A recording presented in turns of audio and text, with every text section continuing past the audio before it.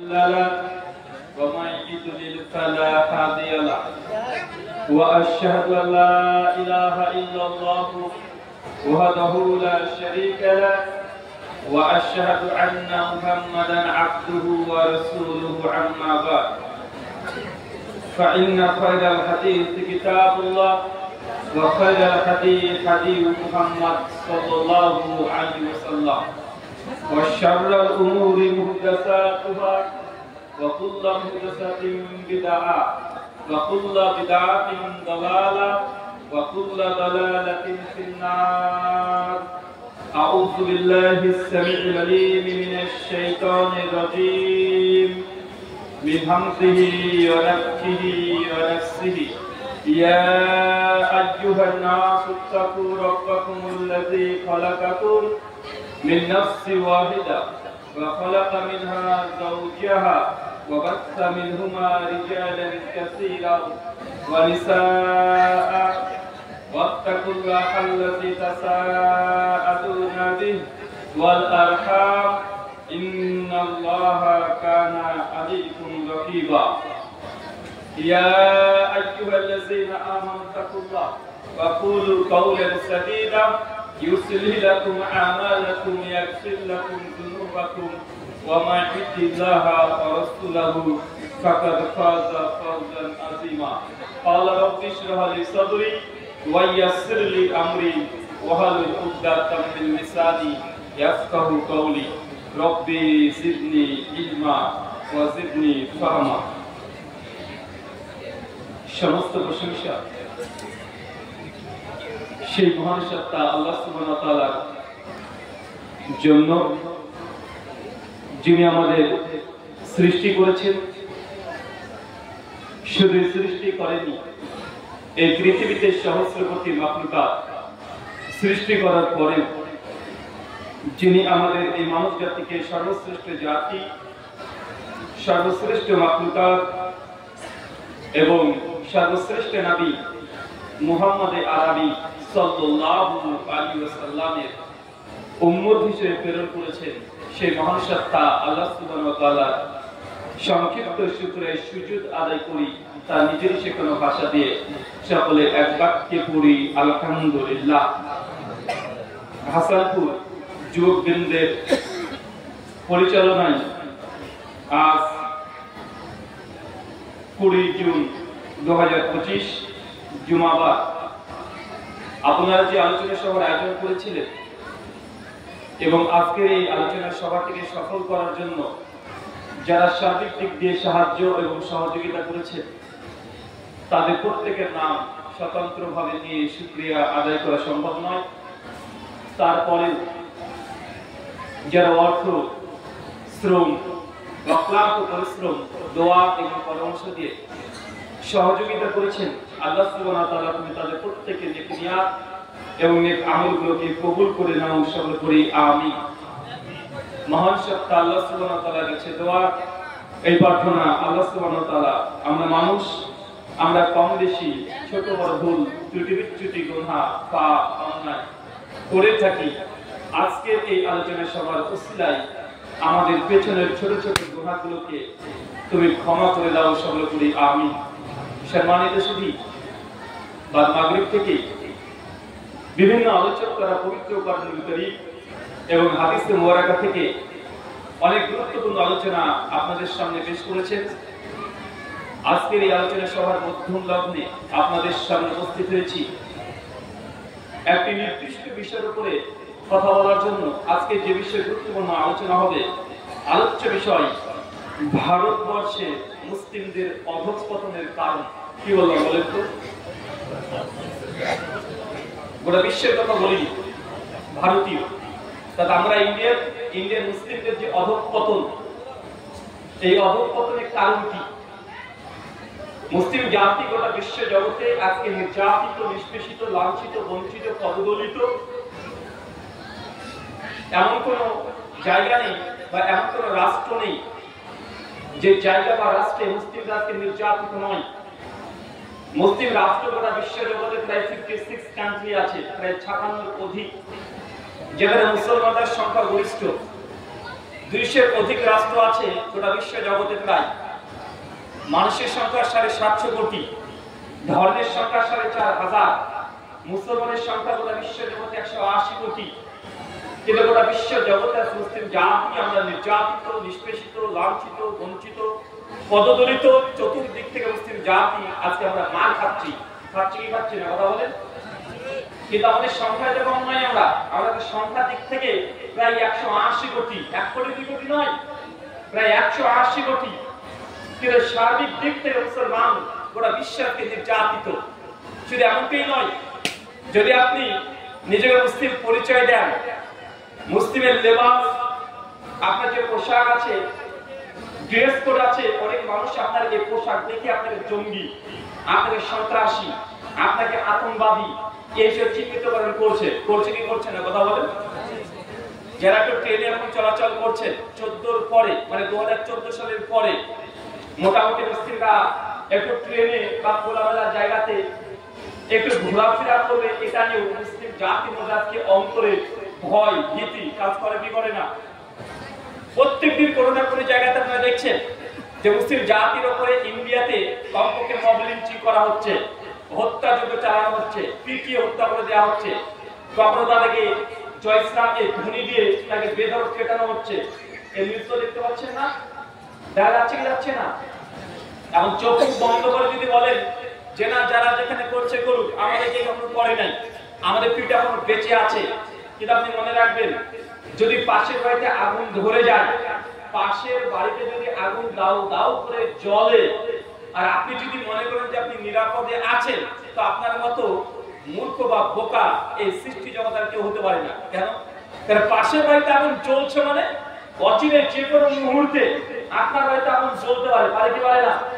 তা আপনাকে আগে থেকে সেফটি নিতে হবে কি হবে না? যদি মনে করেন যে পাশের বাড়িতে আগুন দাও দাও করে জ্বলছে, তো আপনার আমার দুটো কাজ। এক, যদি 2টা সন্তান থাকে, একজন সন্তানকে পাঠিয়ে দিতে হবে যে পাশের বাড়িতে যে আগুন দাও দাও করে জ্বলছে, ওই আগুনে তুই পানি ঢেলে দে। আর ছেলেকে বলতে হবে আমার বাড়ির চতুর্দিকে পানিতে ভিজিয়ে দে। কেন? পরক্রমে ওই আগুন যদি ছিটকে আমার বাড়িতে আসতে না পারে। এটা বুদ্ধিমানের পিতার কাজ। ঠিক আপনাকে আমি এটাই বলার উদ্দেশ্য যে গোটা বিশ্ব জগতের মুসলিম জাতি আজকে নির্যাতিত, একটার পর একটা চলছে।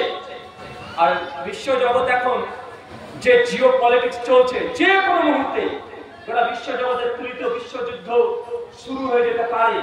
এখন দরজায় এসে ভাঙ ভাঙ করে ঘন্টা বাজানো হচ্ছে। আমাদের শেখ আনারুল হক ফাইজি হাফিজাহুল্লাহ আমরা আলোচনা পূর্বে তিনি শরীয়তের বিষয়ে অনেক নীতিমালা, শরীয়তের বিভিন্ন বিষয়, তিনি ছোটখাটো বিষয়গুলো নিয়ে আলোচনা করেছেন, আপনাদেরকে বোঝানোর চেষ্টা করেছেন। আজকে তো জুমাবার ছিল, নিঃসন্দেহে জুমাতে প্রত্যেক এলাকাতে বিভিন্ন রকমের আমল আখলাক নিয়ে আলোচনা হয়েছে কি হয় নাই? হয়েছে। মুসলিমরা শরীয়ত জানে না এমনটা নয়, নামাজ পড়তে হবে না পড়লে সে কাফের হয়ে যায়। যে ব্যক্তি সুদ খায় সে মায়ের সঙ্গে জেনা করে যে পাপ, সে পাপ একাই করছে। কোন মুসলমান যদি কার সঙ্গে প্রতারণা করে, আল্লাহ বলছেন ফালাইসা মিন্না, সে আমাদের দলভুক্ত না। এটা আপনি জানেন। ধোঁকাবাজি করা যাবে না, গীবত করা যাবে না, পরনিন্দা, পরচর্চা, মানুষের সামনে অথবা পেছন থেকে সমালোচনা করা যাবে না। এই আলোচনা আপনারা অনেক শুনেছেন কি শোনেন নাই? শুনে আপনারা ভাবেন যে হুজুরদের শুধু একই কাজ, এই মদ খাওয়া যাবে না, বিড়ি খাওয়া যাবে না, সিগারেট খাওয়া যাবে না, আর হুজুরদের আরেকটা কাজ জান্নাত, জাহান্নাম, কবর আযাব, এই সব সময় একই জিনিস বারবার বলে। তো এগুলো আপনারা জানেন না এমনটা নয়। আমি জাস্ট, যেহেতু আমরা ইন্ডিয়ান, আমরা মুসলিম, আর আমাদের টার্গেট করা হচ্ছে, বিভিন্ন দিক থেকে টার্গেট করা হচ্ছে, এর কারণ কি, প্রতিকার কি, আর যত সমান কথা আপনাদের সামনে তুলে ধরছি। তার পূর্বে গোটা বিশ্ব জগতের প্রেক্ষাপট অবস্থান আগে আপনাকে বুঝতে হবে। এখন যুদ্ধ চলছে কি চলছে না? তার সঙ্গে কার? Iran versus Israel. কিছুদিন আগে যুদ্ধ চলেছে। কোন দেশে? সেই কোন দেশ? ভারত বনাম বাংলাদেশ, পাকিস্তান। তার আগে যুদ্ধ চলেছে বা চলছে এখন পর্যন্ত কোন দেশ? কোথায়? ফিলিস্তিন। যারা মুসলিমদেরকে হত্যাযজ্ঞ চালিয়েছে, তার আগে যুদ্ধ চলছিল গোটা বিশ্ব জগতে কোন দেশ? Ukraine, Russia. চলছে না? তার আগে যদি দেখতে যান আরো 20 বছর আগে, তার লেবানন, সিরিয়া, সব জায়গাতে কোনো না কোনো ভাবে যুদ্ধের সঙ্গে মুসলমানরা জড়িত আছে না নাই? কোনো না কোনো ভাবে যুদ্ধের সঙ্গে জড়িত আছে। এখন ইরাক আর ইসরায়েলের সঙ্গে যুদ্ধ চলছে, এক সপ্তাহ পার হয়ে গেল। যদিও মিডিয়াতে কোন দেশের কতটা মৃত্যুবরণ করছে এগুলো নিয়ে অত ঘাটাঘাটি চলছে না, আমরা সেই সুযোগে যাব না। জাস্ট আপনাকে এতটা বোঝানোর চেষ্টা করছি, ইরাকের সঙ্গে এখন ফিলিস্তিনের যুদ্ধ চলছে, মানুষ নিঃসন্দেহে মারা যাচ্ছে, এর মধ্যে কোনো সন্দেহ নেই।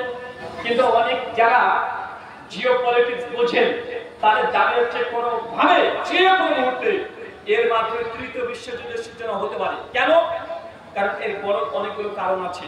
কয়েকটা কারণ বলি, বুঝতে পারবেন, তখন আপনার অবস্থান বুঝতে পারবেন, তারপরে ভারতের প্রেক্ষাপটে বুঝতে পারবেন কি করণীয়, এটা আপনাকে আমি বোঝাবো। চলেন, ইরাক এটা মুসলিম রাষ্ট্র, পুরো বিশ্বের মানুষ জানে, কিন্তু মূলত ইরাককে যারা শাসন করছে দীর্ঘদিন যাবত ধরে তারা হচ্ছে শিয়া।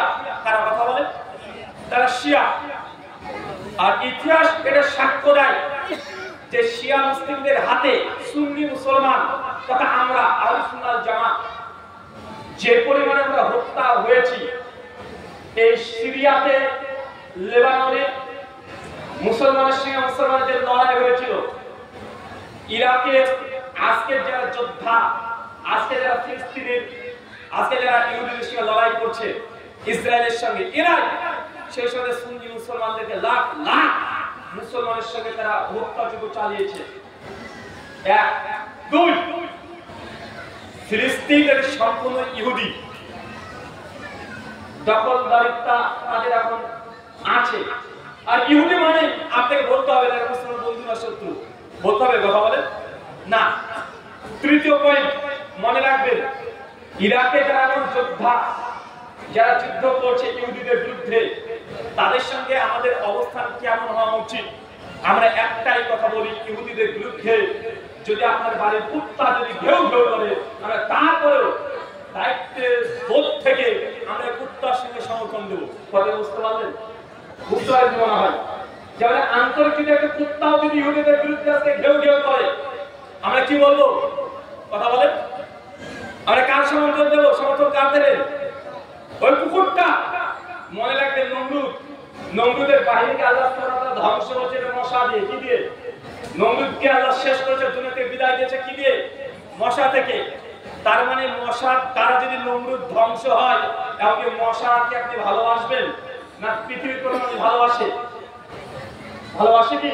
ভালো তো বাসে না।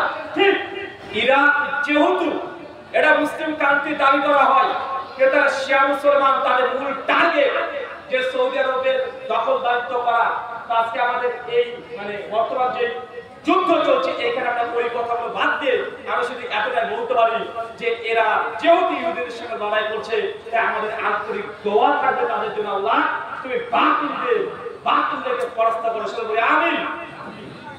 কেন? ফিলিস্তিনের যে পরিবার মুসলমানদেরকে হত্যাযজ্ঞ চালিয়েছে, ৫৫,০০০ ছোট ছোট শিশুকে হত্যা করেছে এই ইহুদিরা। আজকে তাদের সঙ্গে যুদ্ধ ইরাকে।